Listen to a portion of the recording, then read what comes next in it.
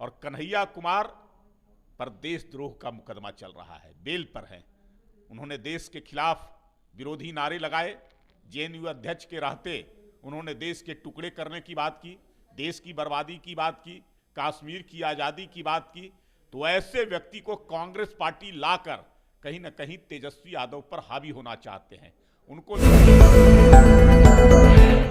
नमस्कार, न्यूज़ बयार देख रहे हैं आप। मैं आपके साथ आपका दोस्त रत्नेश पांडे। कन्हैया कुमार जेएनयू के छात्र संघ के अध्यक्ष व सीपीआई के नेता रहे, जो बीते दिनों कल कांग्रेस में जाके शामिल हो गए। कांग्रेस में शामिल होने के बाद बिहार की राजनीति गर्मा गई। कांग्रेस में शामिल होने के बाद तमाम तरीके के सवाल उठने लगे। इन सभी सवालों के जवाब लेने के लिए आज हम प्रेम रंजन पटेल, भाजपा के प्रवक्ता हैं और विभाग पत्र प्रवक्ता हैं, इनसे बातचीत करने के लिए पहुंचे हुए हैं। कांग्रेस में कल कन्हैया कुमार शामिल हुए। क्या कांग्रेस और बिहार में महागठबंधन मजबूत होगी?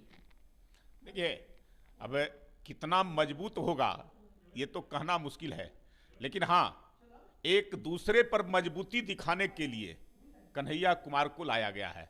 जिस प्रकार से तेजस्वी यादव की दादागिरी चलती थी महागठबंधन में, कांग्रेस पार्टी को धत्ता बताती रहती थी, कांग्रेस पार्टी को सीटों के बंटवारे में जो मर्जी होता था वो देते थे, जितनी संख्या होती थी वो देते थे, और कांग्रेस को मजबूरन वो सब मानना पड़ता था, इसलिए कि कांग्रेस के पास अपनी जमीन नहीं है, उनको तेजस्वी के पीछे पीछे चलना पड़ता था।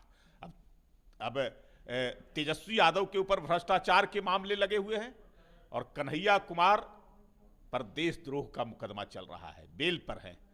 उन्होंने देश के खिलाफ विरोधी नारे लगाए, जेएनयू अध्यक्ष के रहते उन्होंने देश के टुकड़े करने की बात की, देश की बर्बादी की बात की, कश्मीर की आज़ादी की बात की।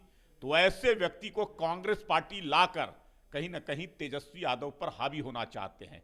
उनको लगता है कि तुम्हारा भ्रष्टाचार का मुद्दा को हम कमजोर करेंगे, हम देशद्रोह के मुद्दे से, इसलिए उनको लाने का काम किए हैं। अब देखिए आगे आगे क्या होता है, कितना कांग्रेस जो है से कन्हैया कुमार के माध्यम से आगे बढ़ पाता है। लेकिन यह बिहार की धरती है, बिहार देश की आज़ादी में बहुत ही अहम भूमिका निभाने का काम किया है, और देश ये बिहार कभी भी जो ऐसे और से देशद्रोहियों को अपने धरती पर कोई जगह नहीं दिया है, न पनाह देने का काम किया है। कन्हैया कुमार चुनाव लड़ने गए बेगूसराय में, और बेगूसराय की धरती ने जो नमक सत्याग्रह के समर्थन में, डांडी यात्रा के समर्थन में बेगूसराय में भी सत्याग्रह किया गया था, वैसी धरती से कन्हैया कुमार को खदेड़ने का काम बेगूसराय के लोगों ने लोकसभा चुनाव में किया है। आगे बिहार से भी जो ऐसे कन्हैया कुमार का वही हश्र होगा जो बेगूसराय में हुआ है। बातचीत करें राजद की, तो राजद ये कह रहा है कि इससे राजद को कोई नुकसान नहीं होने वाला है, इससे बीजेपी को नुकसान होगा, क्योंकि राजद हमेशा से युवाओं की पार्टी रही है, और युवा अगर महागठबंधन में शामिल हो रहे हैं तो हमारी गठबंधन मजबूत हो रही है। देखिए, विगत लोकसभा के चुनाव में वामपंथियों के साथ महागठबंधन का समझौता की बात चल रही थी, लेकिन कन्हैया कुमार जैसे ही सीपीआई के उम्मीदवार हो गए और सीपीआई ने कहा कि कन्हैया कुमार को हम उम्मीदवार बनाएंगे, एक सीट भी हमको चाहिए कन्हैया कुमार के लड़ने के लिए, तेजस्वी यादव ने उसी समय वामपंथियों के साथ गठबंधन करना मुनासिब नहीं समझा। उनको लगा कि मैं भी युवा हूं और दूसरा भी जो है से युवा कन्हैया कुमार आ जाएंगे, मैं भ्रष्टाचारी और देशद्रोही, हमारे मुद्दे छोटे पड़ जाएंगे, उनके मुद्दे बड़े होंगे और वो हावी हो जाएंगे हमारे मुद्दे पर, इसलिए उन्होंने गठबंधन को तोड़ दिया, नहीं किया उनके साथ। तो आगे भी जो है से अब कितना जो है से तेजस्वी यादव उनको झेल पाते हैं या महागठबंधन के साथ रख पाते हैं, उनके मुद्दे कितने जो है से कमजोर होंगे और कन्हैया कुमार के मुद्दे कितने हावी होंगे, ये देखिए।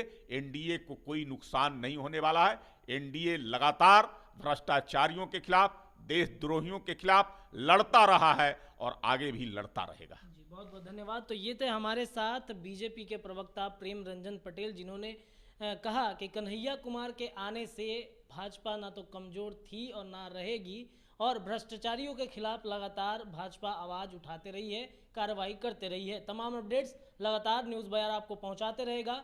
देखते रहिए हमारे चैनल और सब्सक्राइब ज़रूर कर लीजिएगा। बहुत बहुत धन्यवाद।